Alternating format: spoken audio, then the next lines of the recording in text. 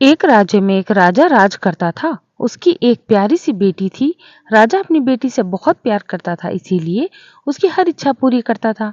राजकुमारी को चांद बहुत पसंद था। वो हमेशा रात को अपने कमरे की खिड़की से आसमान में निकले सुंदर चांद को निहारती रहती थी। चांद को देखना राजकुमारी को बहुत अच्छा लगता था, इसीलिए वो घंटों तक खिड़की में बैठी रहती थी। उसकी हमेशा से इच्छा थी कि उसके पास खेलने के लिए एक चांद हो। एक दिन राजकुमारी अपनी इच्छा राजा को बताती है, पिताजी मुझे आसमान का ये चांद चाहिए। मुझे चांद बहुत पसंद है, मैं उसके साथ खेलना चाहती हूँ। बेटी की ये बात सुनकर राजा हैरान हो जाता है कि ये कैसे मुमकिन हो सकता है। उसने राजकुमारी को समझाया कि चांद को यहाँ लाना संभव नहीं है, लेकिन राजकुमारी अपनी जिद पर अड़ जाती है कि उसे किसी भी हालत में चांद चाहिए। राजा के लाख समझाने पर भी राजकुमारी नहीं समझती है, इसीलिए राजकुमारी ने अब खाना पीना सब छोड़ दिया। वो अपनी खिड़की से चांद को लगातार ताकती रहती थी। ठीक से न खाने की वजह से अब राजकुमारी बीमार हो गई। धीरे धीरे उसकी तबीयत बिगड़ने लगी। राजा से बेटी की ऐसी स्थिति देखी नहीं गई। उसने एक सभा बुलाई और अपने मंत्रियों और दरबारियों से चांद लाने का आदेश दिया। किसी भी हालत में उसे अपनी बेटी के लिए चांद धरती पर चाहिए। अब दरबारियों ने कहा कि राजा, आपको भी पता है कि चांद को धरती पर लाना संभव नहीं है। तभी राजा आदेश करता है कि जो कोई भी चांद को धरती पर लाएगा, राजा उसे बहुत सारा धन, हीरे मोती, सोने के सिक्के आदि देगा। राजा के दरबार में एक व्यापारी भी था।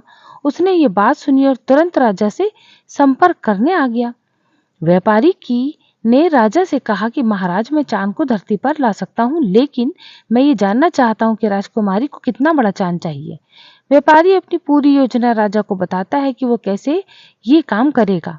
राजा को भी व्यापारी की तरकीब पसंद आती है। व्यापारी कहता है कि मुझे इसके लिए राजकुमारी से मिलना होगा। राजा व्यापारी को राजकुमारी के पास ले जाता है। अब व्यापारी राजकुमारी से पूछता है कि क्या आपको पता है कि चांद कितना बड़ा है? राजकुमारी बताती हैं कि चांद मेरे अंगूठे के नाखून के बराबर है, क्योंकि मैं जब भी चांद के सामने अंगूठा रखती हूँ वो ढक जाता है। आगे व्यापारी उससे पूछता है कि क्या आपको पता है कि चांद कितना ऊंचा है? राजकुमारी कहती है, हाँ, चांद पेड़ से थोड़ा बड़ा होगा, क्योंकि मैं जब भी चांद को देखती हूँ तो वो महल के बाहर वाले पेड़ के थोड़ा ऊपर दिखाई देता है।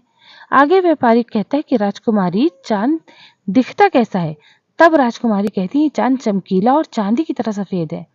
तब व्यापारी राजकुमारी से हंसते हंसते कहता है कि राजकुमारी, आप जरा भी चिंता ना करें, मैं कल ही आपके लिए पेड़ पर चढ़कर चांद तोड़ लाऊंगा।